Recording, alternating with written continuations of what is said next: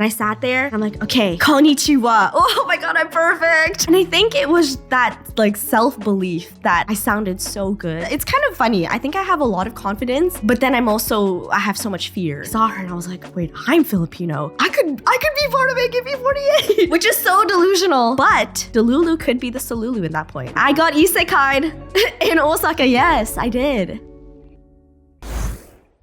Hello, and thank you for tuning in. If you're enjoying the show, subscribing is the best way to support us. It helps us grow and bring you new stories from life in Japan. All right, let's jump in.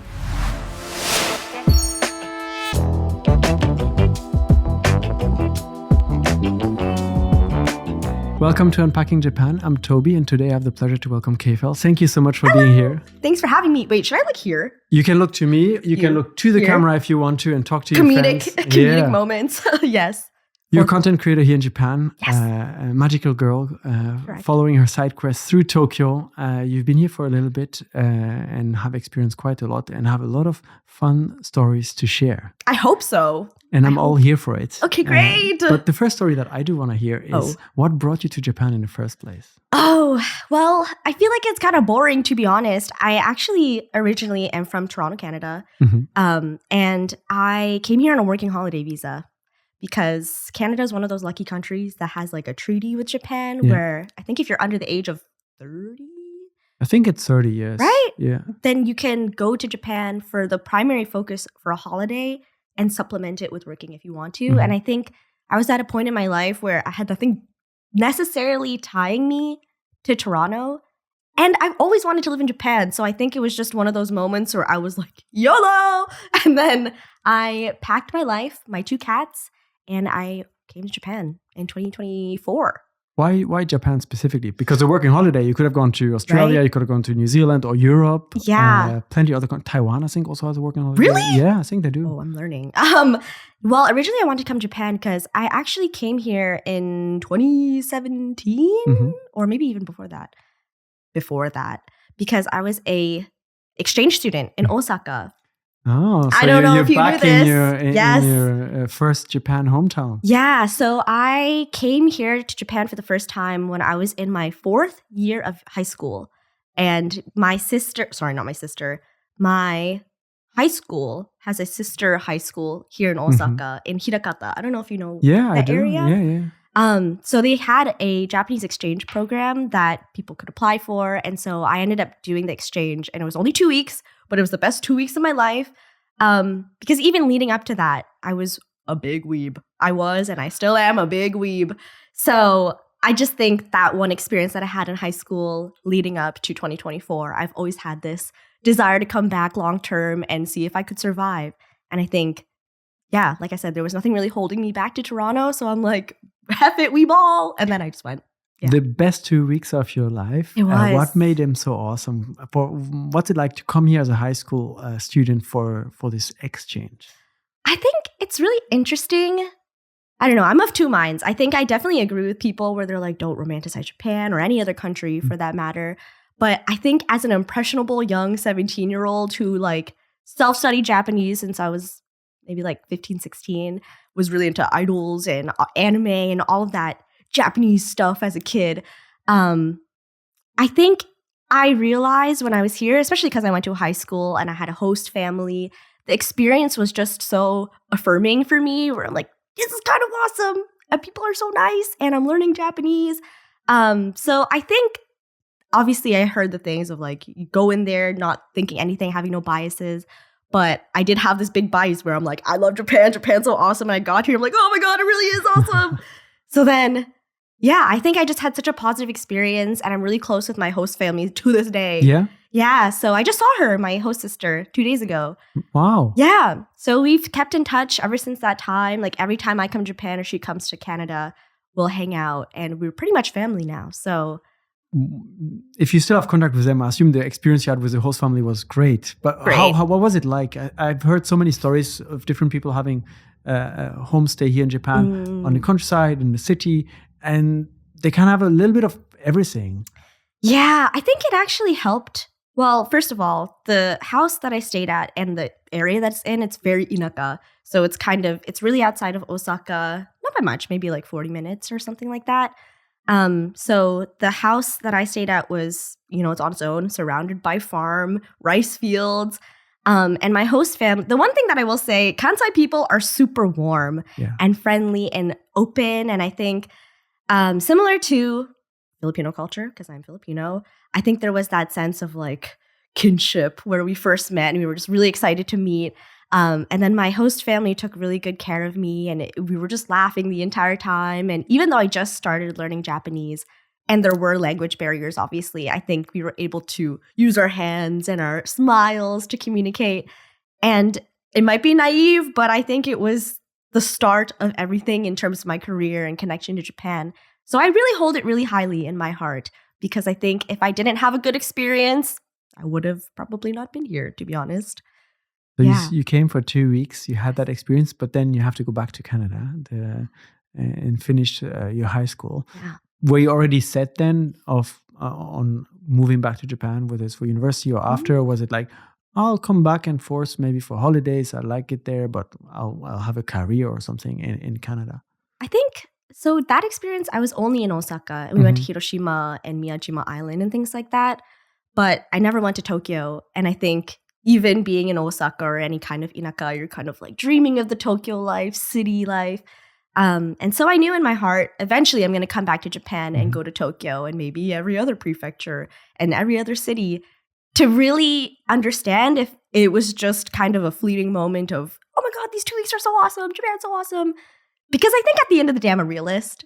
And even at the age of 17, because I had this amazing experience, I knew that it's like, it can't all just be sugar and rainbows all the time. So yeah, I think I knew that I was going to come back, whether it be on vacation or maybe long-term, 3 to 6 months. For some reason, I knew I was going to be back and I just was looking forward to the next time. So I did end up coming back to Japan maybe 6 or 7 times before moving here. So when was the time that you kind of moved? What was the trigger for like 5 or 6 extra trips are nice, but I can't just be going back and forth. I want to be there. It was really interesting because I don't know if I mentioned this, but I eventually ended up doing a internship in Tokyo at a company called Team Lab. You might be familiar with it. Yeah. They do all the projection installations and things like that. But I was working on their agency side that deals with creative clientele as a UX designer intern. So I was really in a chanto Nihongo kaisha working, I won't say the hours, but they were pretty long. And I think up until that point, every time I've been there on a trip, like as a tourist, as a visitor, someone here only for a short time.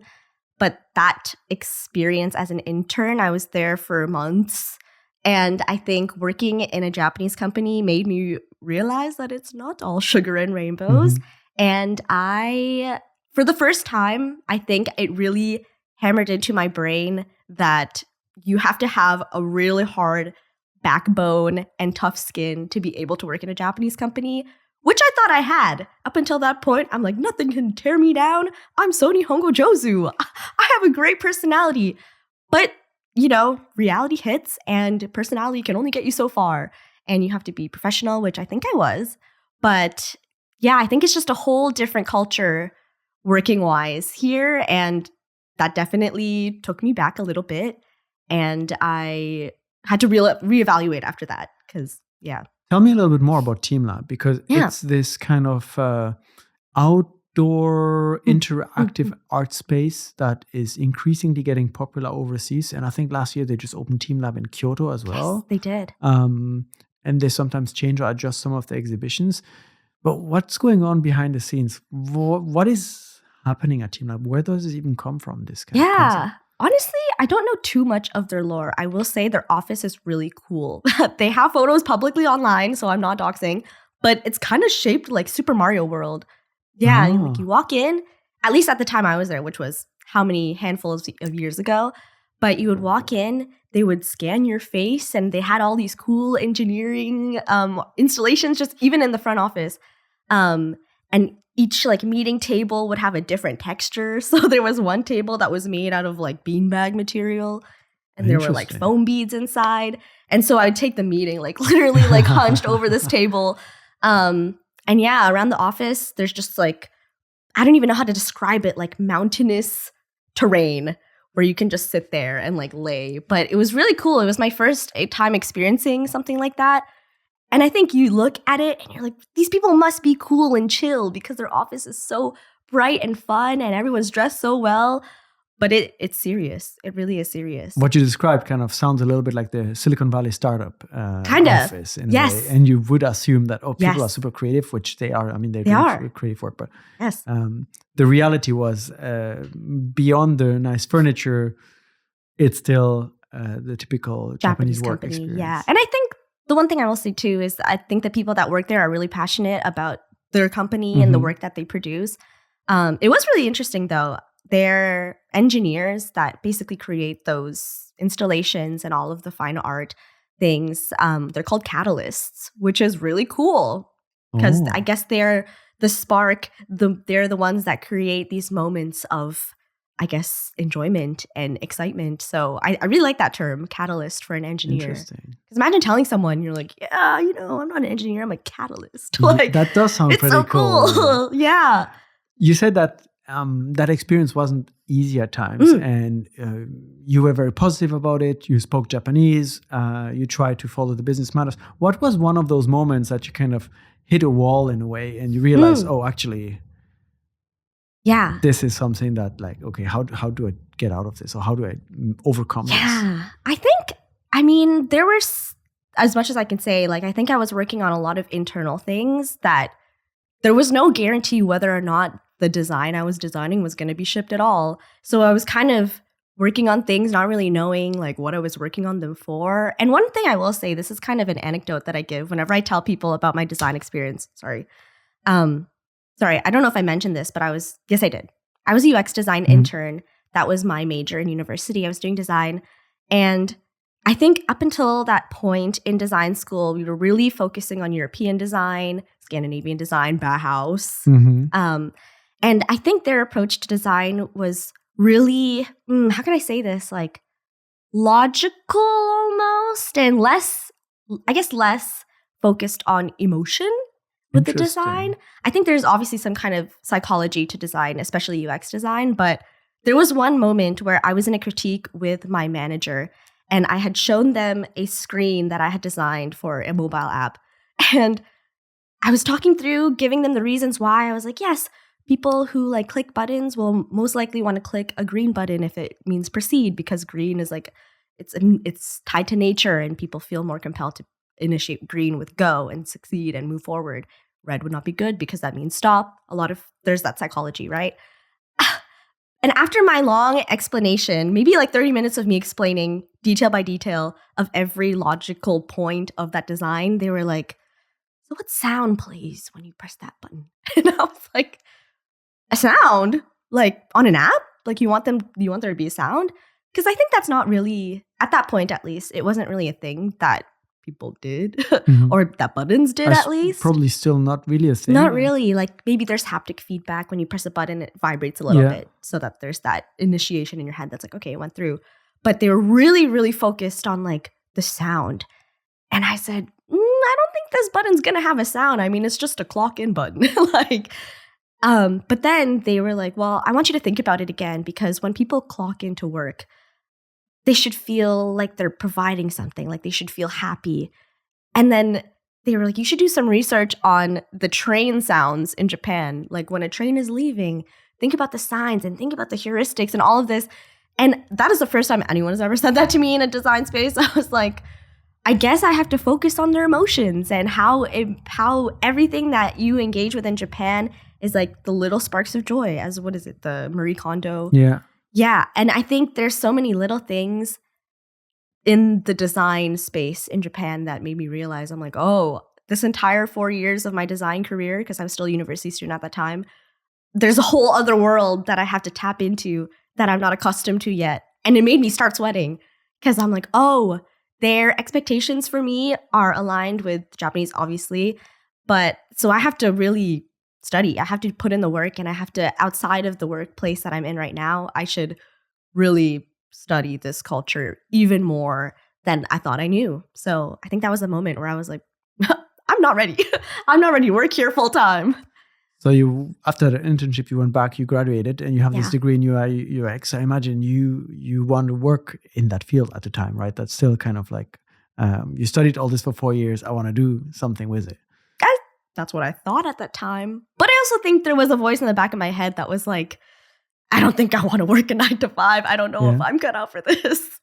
Yeah, I mean, that's very privileged to say. But I think just at that point in time, I didn't actually know what I wanted to do at all. I didn't know if I wanted to work a 9 to 5 or if I wanted to have 5 part-time jobs and try different things. I think in that point in my life, especially when I was graduating, I was like, how can they make me decide what I want to do for the rest of my life when I'm 18 years old?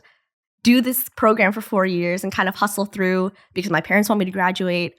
But then there's still that inkling in the back of my head that's like, is this route meant for me?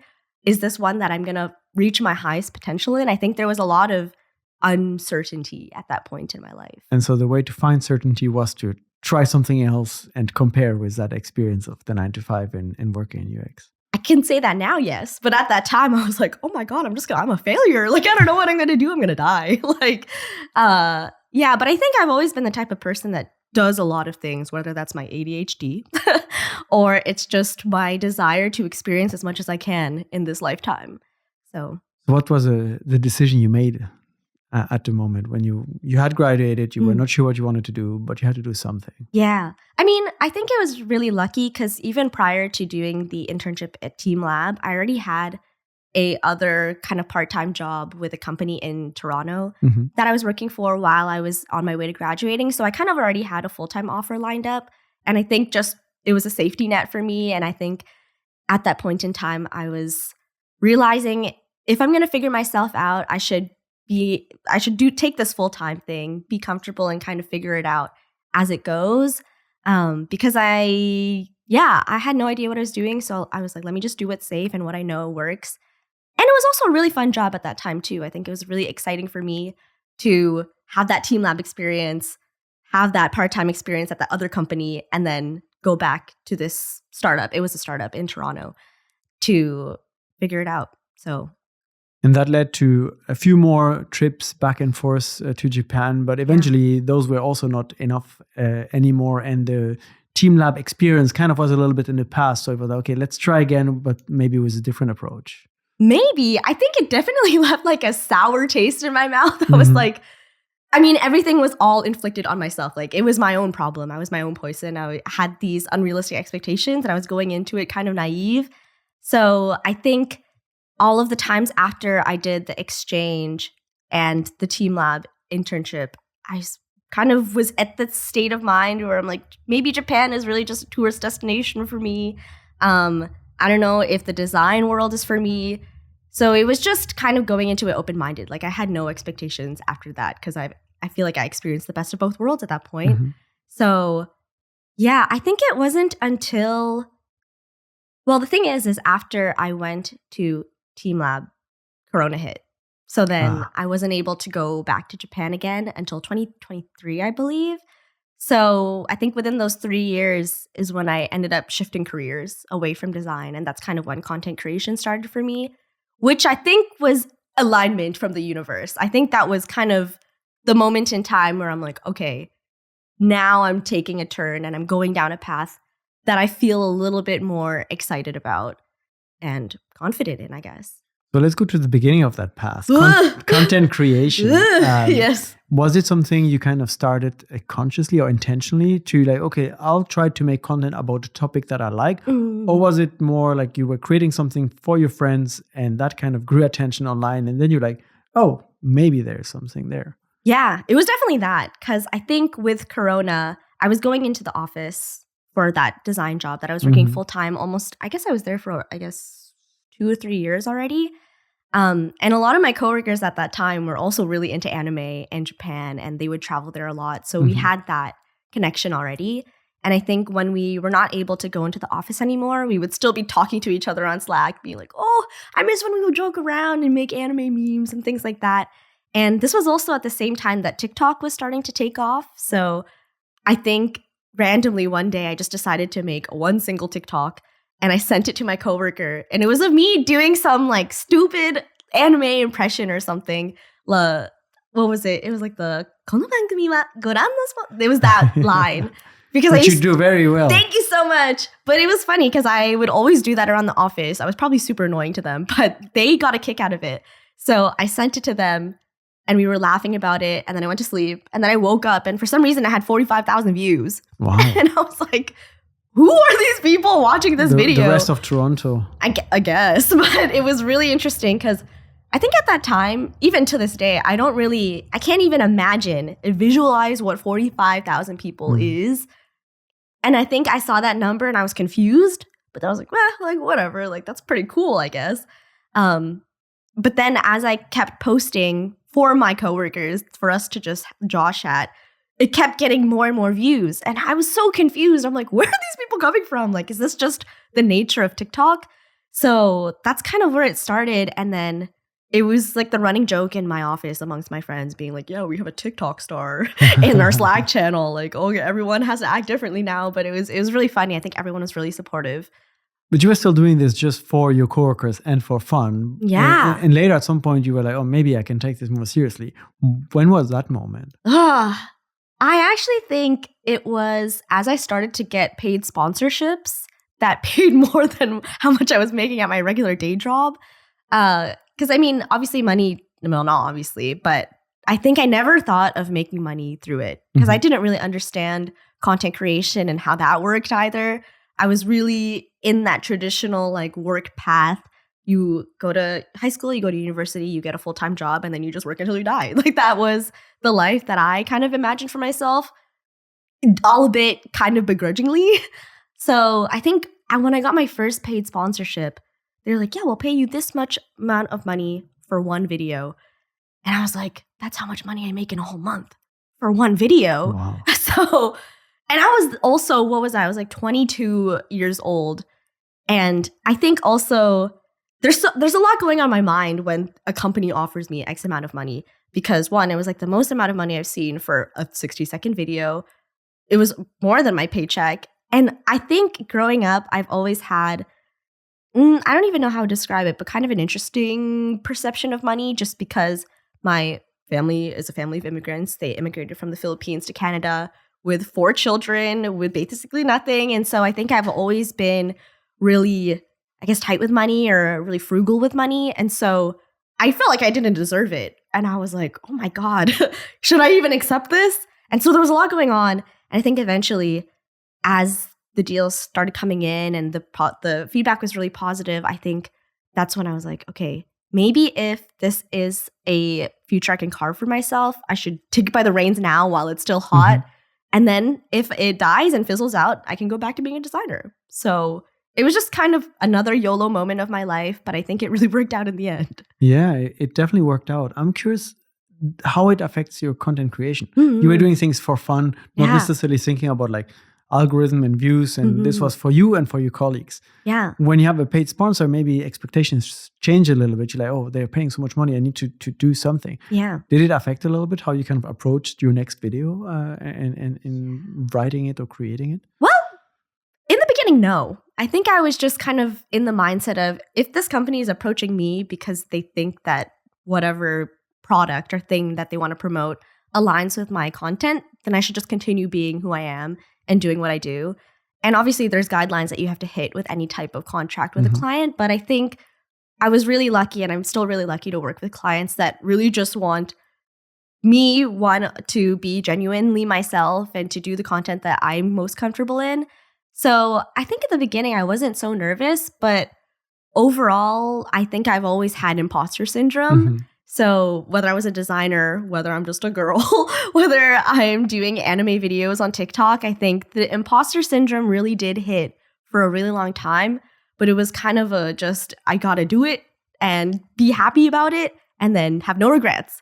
Because at the end of the day, I think I didn't want to pass up an opportunity because when one door closes, another one opens, which I understand. But I think if I have the ability to take as many opportunities as I can to open up other opportunities, I shouldn't bring myself down in order to just make myself comfortable in that one moment, because it could be awesome, but I would never know.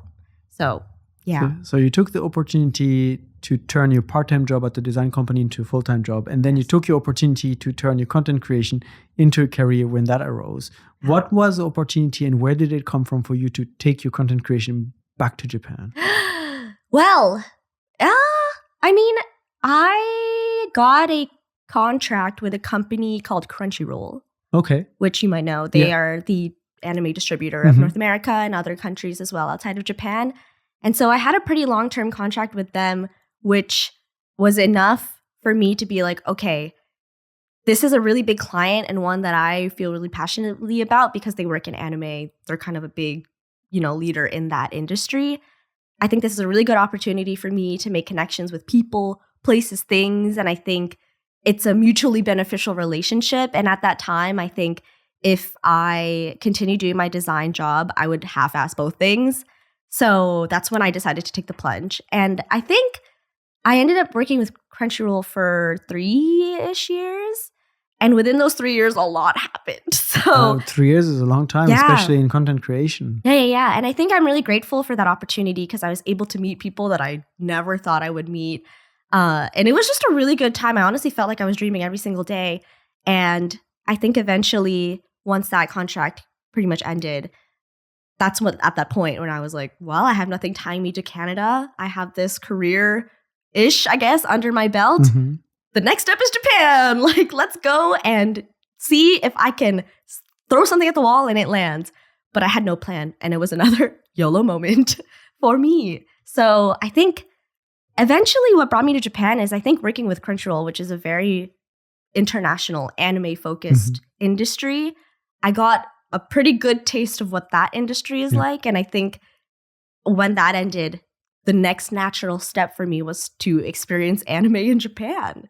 So that's kind of how that path worked. So you kind of took your content creation here, chasing anime in a way, and kind of locations where animes were filmed and events related to anime and such. Were you able to move immediately, or did you do this while traveling at first? Well, so the thing is, like I mentioned, I have 2 cats. And I think when you bring cats from abroad to Japan, that process is a minimum of 1 year. Well, tell me about that process, because I'm actually quite curious. Not so many people get to move their beloved animals with them. What was it like to? It was a pain in my arse, guys. It was the worst. I mean, okay, I think luckily my one thing that I will compliment myself is I'm very good at tracking and having documents and being organized because there's so much information on how to move your pets, but it's not all in one place. It's kind of, you have to scavenge the internet to find answers, talking to other people who have done it. But essentially, it's like importing an animal, really. So you have to have a veterinarian check maybe like 5 times within that year. Because they have to, I think Japan is considered a rabies-free country. So you can't bring an animal that doesn't have the proper vaccinations to prevent rabies. And so the way that it works is I had to bring both of my cats to the vet to get this rabies vaccination. And I think you have to do it within 30 days of each other. There's 2 different types of syringes that they need to take.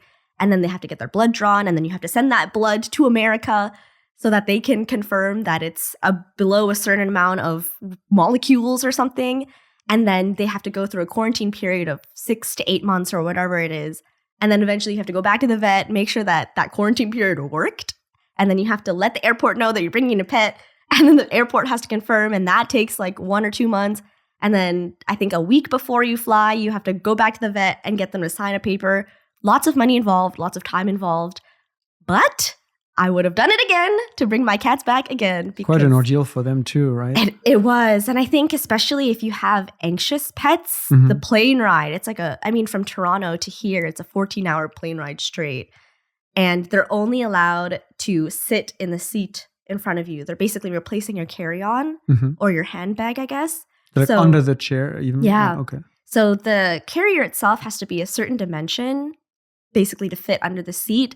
And your cat or your dog has to be able to stand and turn around within that carrier fully. Otherwise, they have to be in the cargo, which a lot of people don't like. And I wouldn't have liked for my cats either because the cargo is a scary place and it's very anxiety inducing. And so, I think The other thing with that is I think some people consider sedating their pets, which I would not recommend at all, but it is an ordeal. But then I realized if I was coming to Japan with a long-term mindset, I couldn't possibly bear to leave them in Canada, knowing that I might not see them again, maybe just for visiting. But so that took a year on its own to kind of organize and plan and get all of that. Thousands of dollars later. Yeah, but it was worth it. And they're here? They're here. Yeah. And they love it here. They're Japanese citizens. And when I landed, they got like their own little passport thing. Really? It was so cute. Yeah. From the immigration officer, like here. Yeah. Wow. Because when I landed, there's someone waiting for you that does the final like chipping check and all of that stuff to make sure they're real. Because I think there's a lot of, I don't know, like suspicious animal inbound and things like that. Yeah, and they regularly do find people trying to smuggle things. And yeah. And especially I totally understand if Japan is rabies free, you wouldn't want to bring that threat into the country. So yeah, when I landed, there had like an officer waiting with a sign that said Harunaki. It was really cute. I'm like, I didn't even get this. No one's doing this for me. And so they scanned it, and then immediately they gave me these documents, and we had a document exchange because I think I had over 40 pages of this thick file that they needed to confirm. And then they got their little passports, and now I'm one of those people that brings my cats on a little stroller to the park. But it's so cute because they love it. I love Japan for that because they're really accepting for that kind of pet culture where you're kind of a little bit cringe with your little fluffy animal, but it's really cute. Did they adapt easily to being suddenly in a new country, new environment, different air, different home? I think in the beginning they were confused about the time zone change because they were waking me up at 4 a.m. being like, hey, what's going on? But I think the biggest struggle was when we were at the airport because one of my cats escaped TSA and ran around TSA loose out of their because I had a little harness on them, but they had slipped out because they're a skinny legend. And the TSA officers were running wild. It was a whole ordeal. And I think that was the most anxiety-inducing part. And then after that, we landed, and I think they were just happy to be in an enclosed space. But they are definitely more cultured, and they love a Japanese churu. It's great. So you're now here, and you're chasing all your side quests. Yes. Where does this catchline come from? The magical girl in Tokyo chasing her side quests. Well, magical girl is kind of a term. It's like maho shoujo is that genre, I guess, of anime and pop culture. But I think the side quest part, I feel like side quest is a term that only kind of came up recently as a little, I guess, sort of term to just refer to someone doing something random, completely out of character of their everyday life. But the crazy thing is I think ever since coming to Japan, in the state that I have come to Japan in, everything that I've experienced has been a crazy side quest where it's like, I think we've lost the plot of the story, but there was no plot in the beginning because I came here on a whim. So I guess every day is just a side quest. Yeah. Before we dive deeper into the content you're making here and these many stories, one of the things that is maybe making your content also quite interesting for many is that you speak really good Japanese. Thanks, guys. And you're able to pick up on humor with language. You're able to interact with your environment, which maybe sometimes people that move here are not able to do at the beginning and limits some of the experiences. But you're here, you're able to go like everywhere and do everything. So I'm curious about your language learning, because early on in the conversation, you said you actually were self-taught at the beginning. Yes. How did you get to the level you're at now? Oh my God. It's kind of embarrassing. The original, I mean, like I said, I really loved anime growing up. I love idols. I think I was in that phase where I'm like, yeah, Nihon.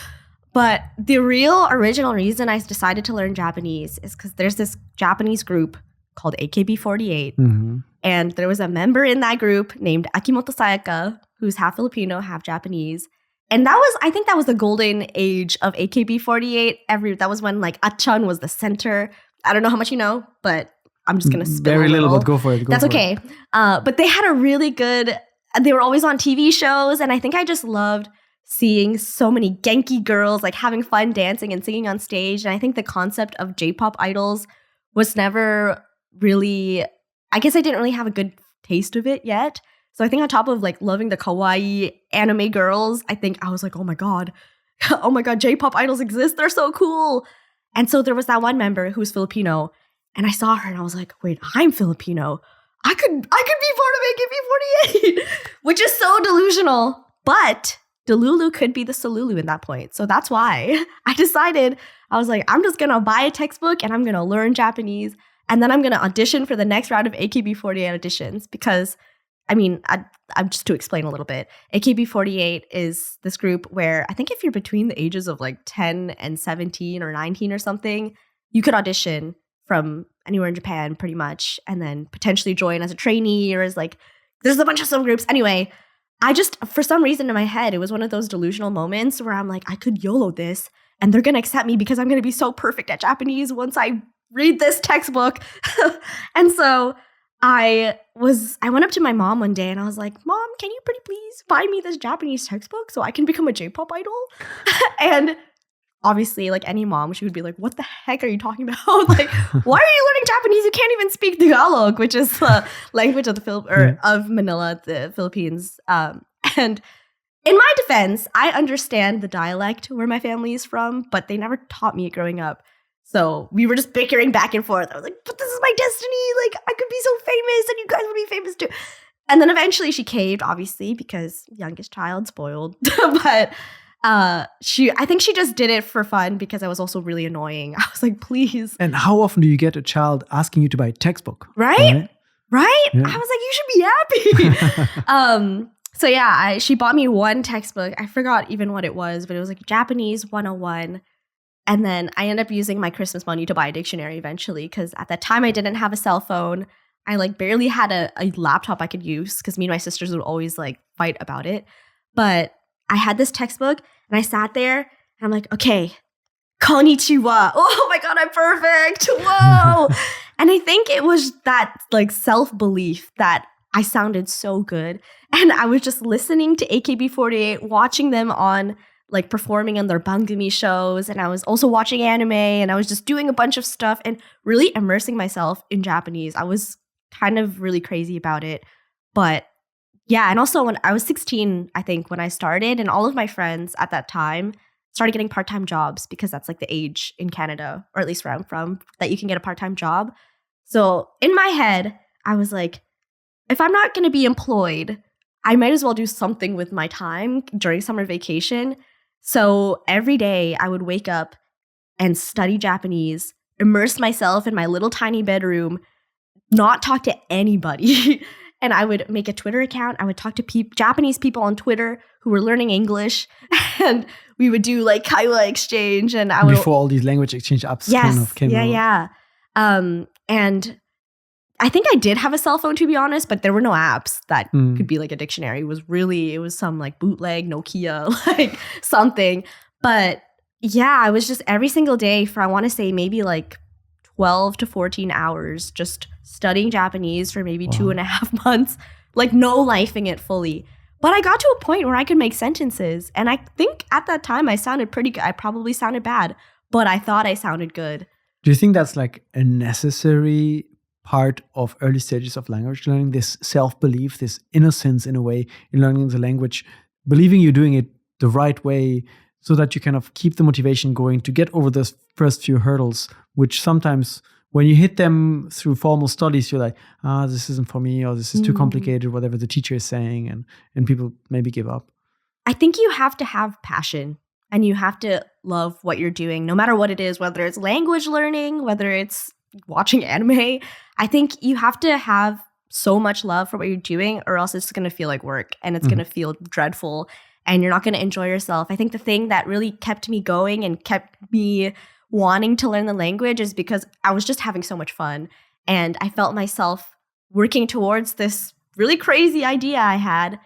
But at the other side of my mind, I was like, if I'm not doing this, what else could I be doing? Like, all my friends are working. They're making money as they should. But I think learning that language had even immeasurable value to me. So I think there was that drive where I was like, this is going to do something for me. I think there's no con in learning a language. Did you ever switch to some sort of formal education at university and such? Or did you kind of just continue with the self-learning and immersion and this passion to get to the level to audition for AKB48? I've never taken a class. Well, okay, that's a lie. I think before I did my exchange, we were required to take Japanese night courses, but I didn't learn anything in those classes because at that point I already kind of was able to make sentences and we were learning like konnichiwa, sayonara, and things like that. And so I did get mad though. There was one time where I didn't get perfect on a test. Oh. And it was one of those situations where there could have been two answers and I did one. Yeah. And anyway, I got mad. But that was also my ego speaking. Let me quiet it a little bit. But yeah, I think after that, I've never had any formal education, which is probably bad. I should probably find a tutor or some kind of sensei because to this day, I'm still making mistakes that are newbie mistakes. But I think the other thing about language learning is I think you shouldn't be afraid to make mistakes. I think you should make them and learn from them and be actively pursuing a higher level of speaking or whatever language understanding. But I think the one thing that stops people from learning a language is their own fear of making that mistake or looking stupid or sounding stupid. And I feel like that fear grows with people that have been living in Japan, and the longer they stay here, the more they feel like they should be at a higher level and they're not there yet. And therefore, maybe they speak less and less and less to the point where that anxiety kind of to make a mistake. Yeah. And I think for me, what I'm realizing now is I think I'm my biggest enemy with every case. I think I should only really be competing with past versions of myself. So that's why I think I was able to just continue doing what I was doing because I would wake up and be like, at least I know one more word than I did yesterday. So that should be enough. And I think eventually over time, obviously I've been to Japan so many times at this point, it was just being actively pursuing more each time I'm here and realizing and not letting myself forget, pretty much. So you're equipped with your language skills. You have your two companions by your side, and you're finally back in Japan. Now you have to go on your quest. Yes. Where did you go? What was your okay? Now I have to do something here. Did you have? There was no plot, but there's no plot. What was the first chapter like? I think the first chapter was settling in because, as many people mention, all across media, living in Japan and visiting Japan are two different worlds. They are massively different. And I think even though I visited Japan, I want to say 7 times before I actually moved here, living here, going to the ward office is not for the weak for sure. It depends on your ward office. Mine is supposed to be really chill, but I think also I will say my Japanese is okay, but I'm not really good at keigo. And that makes my confidence is really here when it comes to keigo. And so I go to this ward office and I'm like, yeah, I'm going to sound so cool. But then I end up sounding like a gyaru. And then the people are like, oh my God, kakkoi ne, and then stuff like that. And I'm just like, oh God, this is so embarrassing. And so it's kind of funny. I think I have a lot of confidence, but then I have so much fear. So it's kind of like, which one are you going to get right now? Like if they react positively, I'm like, okay, confidence. But then they'll be like, sugoi ne. But like with that passive aggressive undertone, I'm like, oh my God, I'm the worst. I'm so nihongo hetakuso. Like, so I think going through those waves of also the transition from Canada to Japan, I think is so culturally different that it was just finding a rhythm, I think, was the biggest hurdle for me before I could even think about doing any kind of quest, whether it's a main quest or a side quest. So having a routine, making friends, having a community here was my biggest priority when I was here. So I guess my quest was to have friends and have some kind of group that I could feel like I could be myself with. Because, I think moving to a country is really scary, especially if you don't know anybody. How did you find your group, your community? Did you have any sort of ideas of, or maybe if I go to these kind of events or if I go to these places, I might find other weeps that are kind of like in the same realm as me and that I can relate to? I think I was really lucky, and I think I am really lucky that, social media is already such a big pool of people that, it's hard. I think there's two sides of it where you don't really know what people are like on social media or who they are behind their avatar or behind their personality. But I think I've been really lucky where the people that I do befriend on social media end up being pretty good people. And I think before I came here, and moved here permanently, I did already kind of meet people on my travels as a tourist. So I did have kind of here and there friends that I would see, but I think eventually, once I did move here, I was able to spend more quality time and really get to know people beyond their social media personas. And yeah, I was able to create a pretty solid, I think, community of people who are not even creators. I think this friend knows this friend who knows this friend, and this friend has this neighbor who has this daughter that's your age. And so I think I've been really lucky to meet so many people within just the first year of living here that I was like, okay, I think at this point in my life, in this personality that I have and in this interest and life that I live, this is the kind of people that I want to surround myself with. And I think I was really lucky to find that. So I have a really good, solid group of friends. Some content creators, some completely not and irrelevant, but from content not irrelevant to me. Irrelevant from the content creation. Like they couldn't care at all. Because I think that was another thing that I've been really nervous about is talking about my work to people who might not understand it. Because I think there have been so many cases where people will be like, doing social media as a job, that's not real work. Or they would kind of downplay what kind of goes into content creation. And I think that kind of shows a clear sign of respect or disrespect. Because I think no matter what your role is, whatever your job is, I think there is a certain level of human decency and respect that we should have towards each other. And I think there have been multiple occasions where I've met people and I'd be like, yeah, I make TikTok videos. And I'm already kind of embarrassed about it. And so when they'd be like, whoa, that's really like you make money from posting videos. I think I was like, oh, okay, so you don't respect me. So I think I've had a lot of discernment with kind of who I choose to surround myself with. Because I think you are the company that you keep a lot of the time. So, well, they say you're the average of the 5 people that you spend the most time with, right? There's a saying like this somewhere. I read that a while back. I've never thought about that. Yeah. The average 5 people. Do I even see 5 people on a day? Well, maybe not on a daily basis. My 2 cats and my best friends. But that's interesting. Do you feel like the perception of doing content creation is different when you were doing it in Canada and now here in Japan when you tell people that you do this, or more or less the same? I mean, I think it's more or less the same. I think especially from a Japanese point of view, I think doing influencer stuff full time is still a really new concept to a lot of people. Because, I mean, I've met a lot of Japanese influencers who have like day jobs on top of doing influencing.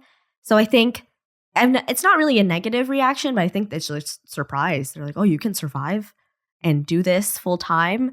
So yeah, but I think, I mean, those experiences are few and far between. So I don't want to generalize, but I think it's definitely given me a direction where I'm like, okay, if this person is already on our first time meeting going to be a little bit of a negative Nelly, maybe I'm sure there's another person out there that is going to be good to have, you know, a friendship with and things like that. And I think that's the case with anybody, whether you're a content creator or not. It's like, who do you want to surround yourself with and what energy do you want to welcome into your life? I think it's something that you learn as you age. Oh, yeah. Talking about content creation, you were explaining that you had this collaboration with Crunchyroll for 2 to 3 years. And after that, you were like, well, maybe I can actually go to the place where all these animes are made and kind of explore anime in Japan. Did you kind of start having a sort of plan or idea of what you wanted to do with those videos when you moved here and what you wanted to look for? Or did you also improvise that, so to say? I think my entire life is like one big improvisation. That's a word, right? I guess. It's one big improv. I think I'm just like this big jest on the grand stage of life where everything is like a reaction. I think moving to Japan, I start to think of my next move. Honestly, I don't know what I'm doing tomorrow. Today, right now, in this moment of time, I don't know what I'm doing. But I think I really am moving on vibes, to be honest. But in terms of my content specifically, Japan is in this point of time in content creation specifically where I think people come here and they make videos. They just, anything possibly, it's like content hub central for some reason. But I knew to a degree that I didn't want to really be the type of person that's like, here are the top 10 places in Japan that you must visit. because that's not really me. I think what I knew from doing content for at this point, like 4 to 5 years, is I really just show the content through my lens and the way that I perceive life.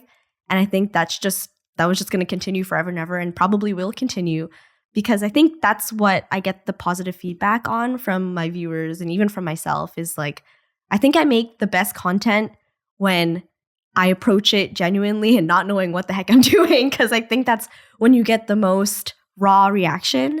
And I think that's the way I like to experience life too, is not really planning too ahead. What do they call that? Plan A? Plan B? Type A? Maybe. Type something. I'm not sure. But basically, being yourself on camera and have people be here for your perspectives, as opposed to telling people, this is what you should be doing or you should be looking at. This is what I'm looking at. If you like it, then stick around, there'll be more. Pretty much. I think I've just been, a lot of my videos are really reactive though, if you think about it. Like, well, there's one series in particular. What's it called? Hot Girl Walk in Tokyo. How did that kind of come to be? I mean, it was a big reaction. So I remember I was just doing a hot girl walk in Tokyo, perusing as I usually do. This was the first year that I moved in Japan, maybe a couple months after I had initially moved. And I was just exploring new neighborhoods and on my phone, la la la la la. And then I look up and then I see this massive gorilla statue thing on top of a Family Mart, which I was like, does he belong? Like, is that the mascot that I've never seen this entire time? And it was just a moment of like, that's crazy. Let me make a video about this. And it was really just, I think I did to do multiple takes of that reaction, but essentially that was my reaction, like, who is this gorilla? And it was just those little moments of time where it made me laugh. So I'm like, if it makes me laugh, it's going to make someone else laugh. So I recorded it and then I posted it. And with every video that I post, I'm always like, it could do well or it could flop, but I don't really care. I'm just going to post it. And it did exceptionally well, which was great. I think there was a lot of people being like, she sounds like an anime character. She sounds like this anime character or something, which I think I get a lot of my videos, but that was the point in time where I'm like, you know what? I do. And I think one of my favorite parts of making videos and doing these reaction type videos is seeing other people's reactions, because it's the same as me. And I feel like there's that collaboration or that communication that you can have with your followers where you're like, oh, everyone else is also just a person. And the things that I find funny, they're going to find funny too. And it's just this, whether it's parasocial on my end, whoops. But I think that is one of my favorite parts of content creation, is having this reaction, showing other people and being like, check this out. And them being like, yeah, that's funny. And we're just kind of like laughing in our own respective spaces in the world, just giggling to ourselves. It's really funny. Through social media, online social media, you're in Japan, they're all over the place. Yeah. And you kind of get to experience that gorilla together in a way. Yeah. And I think it's one of those things that it's not Shibuya Crossing. It's not the things that people might know Japan for. I mean, it is in Japan. It is in a really popular place, but I think it's something that not a lot of people have been exposed to. And that's the kind of side of Japan that if I'm going to document it, I want to be a little bit more unique in that way. Because there is a lot of Japan that people have yet to discover or even know about. And there's also that thing that drives me to create content here, is that passion that I initially had at 16 to learn the language and be so excited about Japan and moving here. It's really nice to witness, even through a screen, people experiencing that too. Because then I'm like, oh, if I'm having the time of my life over here, maybe someone else eventually can also have the time of their life here. So that's, I guess, the role that I like to play in terms of the content that I create in Japan. So that one gorilla turned into a series. Yeah. You've shown some very big insects and some ratatouille and many more. Yeah. Are you now seeking those out, or are these also still completely random encounters for you? The crazy thing is I feel like I'm being seeked out by them. It's so hard because there was a point in time where I would go on Google and I'm like, large, grotesque thing on top of building in Japan. And then I would get answers that I didn't want to know that are not relevant to what I was looking for. So at one point I just like got to throw my hands back and be like, if it finds me, it finds me. I'm not a chaser. I'm an attractor. So yeah, everything that I filmed, except for the Ratatouille one, because my friend actually found that one. They found me, for better or for worse. So like unintentionally became a series, but I do think it's one of my more entertaining ones. So do you feel like it's necessary for a content creator to kind of build on series and to kind of create a sort of narrative to keep an audience as well kind of coming along the journey, as opposed to maybe at the beginning where people were just posting things and like you started out as well, just sharing things with your colleagues? Yeah, I mean, I think from a logical point of view, series will always kind of do well. I think when you're kind of, unfortunately, I guess Hot Girl Walk in Tokyo finding grotesque things is my brand now. But I think having a brand and having an easily identifiable brand is really important to kind of put your foot in the door and set yourself up for success. Because, I mean, as a content creator, you want the views. As distasteful as I might be, like, oh my gosh, views aren't everything. I mean, it is important if you want to have a career. And I think that's something that you have to kind of be comfortable with. So yeah, I think having a series that you feel genuinely about and that you feel passionate about is really important because, yeah, it starts to become your thing. And then when people come up to you, you're like, aren't you that person that does that thing? And so I think it is important to a degree, but it's also not everything. There are surely a lot of content creators that don't have series. They just kind of do whatever and have variety. And I think that's cool. One of the great things of content creation is that it just whatever. Like the world is your oyster. Just do whatever you want type of thing. As long as you're not hurting anyone or being rude and disrespectful, I think that is the beauty, is how flexible content can be. And you can really make it whatever you want. It's a creative industry. And I think whether or not you have a series, it's just, yeah, you just have to put in the work and be confident in what you make. Eventually, you even partnered with GeeXPlus, yes. An agency here based in Tokyo that works with a lot of foreign content creators based in Japan.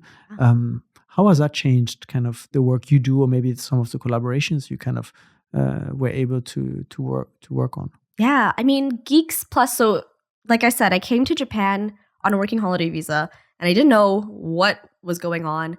But I think it was nearing the time that my visa was about to expire, maybe a couple months ahead, but I started to think, I'm like, oh God, Japan is awesome. I feel like I have so much untapped potential here and I'm meeting so many people, and it would be a shame for me to just go home because I think I only had the working holiday for a year. And I think there was a point in time as I was starting to think about these things, and I was also doing interviews for Japanese companies. So you were still kind of like, maybe I'll go back to Team Lab or something else. Well, I mean, I feel like at this point I'm just talking about like, la, la, la, like I just YOLO life. But I will say I am a proper adult being that will still plan and make sure that I have some kind of safety net. So I was doing job interviews and I was doing side gigs and things like this. So for like consulting and social media, whatever. And so I was in the middle of these interviews for this one company that I was like, whatever about. I was kind of only in it for the visa, to be honest. And then I think I met Maylene, who has been on this podcast before, who was the CEO. And she actually is friends with a bunch of friends that I made when I first moved here. So we just met pretty naturally. And she's like, yeah, have you ever considered joining an agency? And I was like, actually, no, I've never considered that. Because I don't know how that works. I mean, I'm sure there's orgs that, agency gets percentage of your cut or whatever. But I didn't consider it here because I didn't know that they even had that. So we were talking, and honestly, I met her at an anime rave. So, I mean, it was like, okay, it's kind of like an anime rave bar. Anyway, without going into further details, she was like, you know what? We should have lunch and I can tell you about my company. We can see if it's a fit, blah, blah, blah. So I met up with her at I don't even know, it was like a bakery, and with some other employee at GeeXPlus, and they were kind of talking to me about what they do and how they can help me and how I can help them. And then I was like, wait, this could be awesome because this is exactly what I wanted to do. I wanted to do content creation full time, and I still wanted to figure things out. But if I want to figure it out in Japan, I should get a visa. And so we were just back and forth talking, and then eventually joined GeeXPlus as an exclusive talent. I think I was actually their first short form, like forward first person that they signed ever. So they really took a chance on me. But yeah, they've been really helpful in terms of connecting me to clients, whether it's prefectures. I recently went to Oita, which is in Kyushu, for the Attack on Titan collab. And stuff like that is just things that I wouldn't necessarily think about myself that could be content and be this whole grandiose thing for me walking, hot girl walking and finding a giant Titan or something. But they've been really helpful in that where they know my brand and the videos that I make, and they'll be like, have you ever considered this? And then I'll sit there and be like, no, I actually haven't. But that would be awesome if we had a connection. And they were like, yes, we do. And I think there's been a lot of that where it's a lot of conversations of where do they think that I could excel in? They are like, you have this potential to do this. Do you want to do that? And I think it's me also thinking about my own future. But it's been a lot of conversations, and they are really helpful in just connecting me to the right people, I think. Even people that I don't think I need to be connected with, they're like, I think you should. And those doors will open up other doors. And I think it is just networking at the end of the day, but they've had a really big role in doing some collaborations that I've never thought or even considered were possible, like bungee jumping. You did bungee jumping here in Japan? I did, in Osaka, actually. In Osaka? I jumped off a bridge, yeah. Oh, is that the one like in the west near Ikoma? Or, in Ibaraki? In Ibaraki, yes. Yeah. The one that's popular when the fall leaves are... No idea. Maybe. It was summer. Interesting. And I died. You died? I did. Luckily, you came back from the dead to talk and share your story I with got us. isekai'd in Osaka. Yes, I did. Would you say, based on what you were talking about, that for content creators that want to professionalize and do this full time, having a sort of partner is necessary? Because on your own, it gets difficult to keep track of everything and think about all the opportunities and make this in a sustainable way, right? Because there's creator burnout as well. Yes, I think it does get to a point, and I was starting to feel it myself as well, is I, first of all, hate answering emails because I just get so paralyzed. I open the email and I'm like, you know what? I could just copy and paste this draft, but I want to personalize a little bit. And I think I just think too much with a lot of things in terms of my professional career, unfortunately. So even just that, having someone to go through my emails and all the inbound emails that come in and reply to all of them and negotiate. Oh my gosh, because I hate confrontation. I know everyone should know their worth as a person, as a creator, but I'm such a people pleaser. If someone is like, we'd like to offer you $200, I'm like, I don't want to make them mad. And so it's really helpful for someone, I think it's really helpful as a creator to have someone vouch for you and for them to set a boundary for your worth, because there have been many times in the past where I've just been a pushover and I'm like, you know what, F it, we ball. And I think after all, there's only so many times you can F it, we ball before it starts to dwindle on yourself as a creator, as we talked about creator burnout. So it is really helpful to have someone in the back of your head being like, you should charge more. You're worth more than that. And I think now, especially working with GeeXPlus, I like know what my worth is and I'm ready to say no. So, but at the same time, I don't think it is necessary for every creator ever that they need to have an agency to succeed. I think if you are really disciplined and you're able to handle that workload yourself, then you could do it. It's just there's sacrifice. You know, it's kind of like, will I sacrifice my mental health answering this email, or should I just do this? I think everything is a balance. So once again, in your life, serendipity, going to an anime rave and you meet Meilin, and a few months later you're doing bungee jumping in Osaka. But that's why I think I've coined myself as magical girl. I think there's some point in time where I'm like, sometimes I don't even want to say it. I don't want to say it, but I feel like it's really comical how things happen. It just kind of falls into my lap. But I also want to think that I worked hard enough that things do come into my lap because I work hard, but it's really funny how it happens because I'm like, why am I meeting a CEO at an anime rave bar? Like, why is this happening? Why is this happening? Yeah. Well, the reason you met her is because you like anime, and one of the other ways you kind of show this is through cosplay events that you kind of go to. Yeah. Tell me a little bit about how you got into cosplay and what do you personally like about doing cosplay here in Japan? Yeah. I mean, I wouldn't even say that I'm a cosplayer. I think I cosplay for fun, but I actually have only ever been to one cosplay event officially in Japan, which was Acosta. And the conclusion of that was that next time you want to watch it from afar. Yes. Oh my gosh. Wow. You do your research. Yes. I think another thing is the world of cosplay in Japan is something that I still feel heavily imposter syndrome about. Because everyone here is awesome. Everyone takes it so seriously. And I think that if I'm going to do it half-assed, I think it doesn't matter if you do it half-assed. You should just have fun. But I think if I'm going to do it, I want to be so serious about it. And the one time I was so serious about it, I was drained. I was so exhausted because it is a lot. I think they're pretty strict with our cosplay rules here, especially at conventions or even events like Acosta. It is a whole different type of world, I think, compared to North America conventions where you can show up on the subway wearing your cosplay and then you can just walk right into the convention, where you can't really do that here. Because you might get stared at, which is fine, but also some people might consider it like a meiwaku because you're standing out there. So typically people don't cosplay on the trains. They really do require you to go to the convention. Maybe you're wearing the makeup, but go there, get ready, pose there, take it off, and then you go home type of thing. So I think that in itself is a lot. It's very chaotic. Just imagine a room full of hundreds of people scrambling to put on their cosplays and taking out their weapons from their suitcase and taping their eyes back and their neck back. And, and there's you can't use hairspray in these rooms because it's all enclosed. And there's no plugs anywhere. So you can't really do anything last minute. You kind of have to show up with your things prepared, do it all up, and then get rid of it.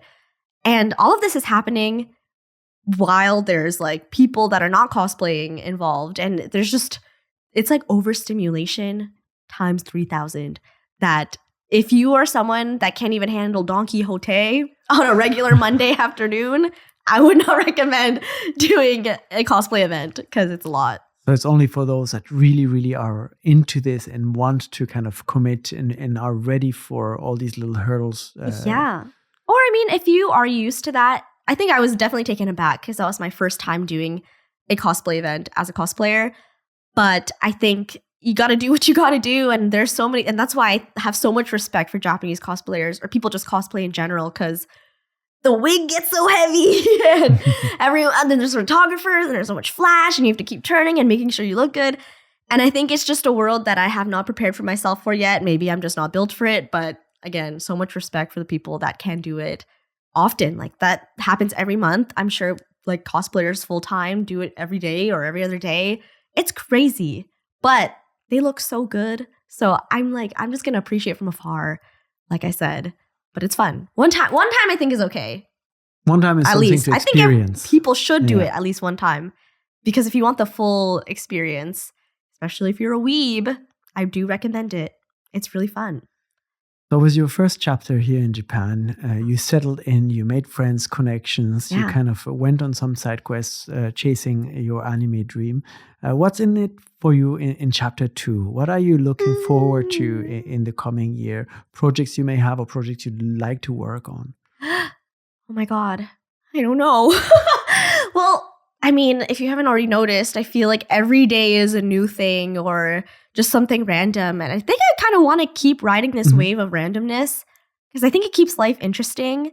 And because I'm not really saying no to anything or yes to anything right away or at this present time, it just opens myself up for any opportunity. But then when it does present itself to me, I think I do have that agency to say yes or no. So, something that I'd like to do, one of my favorite anime is called Natsume Yujincho. Have you ever heard of it? No. Natsume's Book of Friends. It's like a fat cat. And it's about yokai, which are traditional Japanese spirits and ghosts. But it is my favorite anime of all time ever. And it is my dream to work with them somehow, whatever it is, because I have a shrine of this fat cat named Nyanko Sensei. So that's a goal of mine. I would also I don't know. I think I do actually want to visit all of the prefectures of Japan. That is something that I've actively been planning and scheming behind the scenes. Because, like I said, I think these Hot Girl Walk in Tokyo species beings will find me no matter where I go. All around Japan. And I'm sure there is a giant something out there just waiting for me to take a video of it and react to it.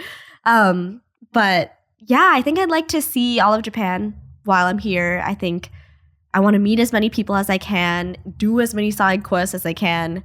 Maybe not the go-karts, but I think that's what life is about. I think just opening yourself up to any opportunity that will find you. I think the opportunities that are meant for you will find you eventually. So long as you're putting out good energy and juju into the universe, I think that is what is going to come back to you. So who knows? I would love to be a weeb forever. We haven't really talked about that too much yet, actually. Oh. Like your passion for anime. We didn't really dive into any of them. And you just mentioned that you would love to collaborate with Natsume's Book of Friends. Natsume's Book of Friends. You said you collaborated with Attack on Titan in Oita. Yeah. Have you had other opportunities? Because that's kind of what you came looking for after Crunchyroll. To work with some anime franchises or to explore some anime studios or meet people from the industry. Yeah. I mean, I've met a lot of people in the industry and I keep continuing to meet them. But I mean, I met someone that worked on Lucky Star, which is like a really old anime. I've met voice actors, and it's just really cool because I think everything that I do in my life, I do it for younger me. So I'm just imagining I'm like meeting these people, and I'm so nonchalant and cool on the outside, but then on the inside, I'm like fangirling hardcore. So I mean, in terms of anime, like I said, I did meet a couple of voice actors. I do meet people that are like animation directors. One of my friends actually is a animator on Dun Dun Dun, which is really cool. Yeah. They're also from France. But yeah. So it's just really cool because there are these people that work behind the scenes that I have so much respect for because the anime industry is such a crazy, busy, intense industry. And it's honestly really poppin', especially within the last 5 years. And anime is everywhere in Japan. I think no matter where you turn, there's going to be anime-related something. So it is a different beast seeing it and experiencing it firsthand in Japan. You're like on the train and you see, I don't know, a free Ren ad, or like you're at an anime convention and then you just see everything from the most niche characters, and then they're like voice actors that are also cosplayers, and it's this whole world that you kind of dive into and you don't know what's going on, but you're just enjoying it because you're just like, this is so cool. But you have some favorites aside from anime? Yeah. Natsume Yujincho, Odd Taxi. Oh, hold on. Let me cook a little. Recently, I watched this one called Love Through a Prism, which is about a Japanese girl back in, I think it was like, when was this? Back then. Maybe like 1945. But she goes on a ship to the UK to study art, and then she falls in love. Anyway, you definitely should watch it. It's really good. Love Through a Prism. There's one, I don't really like horror stuff because I don't like blood. It makes me a little queasy. But there's this one called Shiki that's about vampires. And I think by the end of me watching that, I was questioning humans as a race, or as a species, I guess. That one is really good. Obviously, Attack on Titan, I think, has amazing world building and storyline. But there is, what's another one? Hold on. We're listing them all up. I know. Hold on. This is really serious for me right now. Yeah, Natsume Yujincho. What is one that actually... What are you looking for in these animes when you kind of get into them? Are you looking for specific storylines, specific genres, specific heroes that kind of evoke something to you? Not necessarily. I think I just like something that makes me feel something. And I think one of the reasons why I love Natsume's Book of Friends is it's kind of categorized under the genre called healing, which is kind of like, how can I say? Have you ever heard of Laid Back Camp? No. It's basically just a story about girls camping and solo camping and things like that. But it's just, there's not really any conflict in these stories. There's just to make you feel good. And it's about, I mean, Natsume Yujincho specifically, each episode is about a different yokai and their story and kind of their experience with humans and how even ghosts have some humanity in them. I might want to check that one out. It's so good. And there's 7 seasons and it makes me so mad because it is not that popular in North America, even though it's been on for so long. Is it on Netflix? Or yes, it is. I think all 7 seasons or perhaps the last 4. It's so healing, and it's just every episode I want to cry because it just, especially with so much going on in the world, sometimes you just need a little fiction to trigger something in your kokoro. And it's one of those ones for me where no matter at what stage in my life I'm in, it will always make me feel something. Because I've been watching it since I was in high school, pretty much. And even till this point, I'm rewatching episodes and I'm like, oh my God, it hits just the same. It's so good. And yeah, I'm not confrontational. I don't like conflict. I don't like blood. And so I think Natsume Juncho is just like one of those ones where I'm like, I can watch this and not feel stressed. Life is already stressful. Why would I watch something that makes me want to die?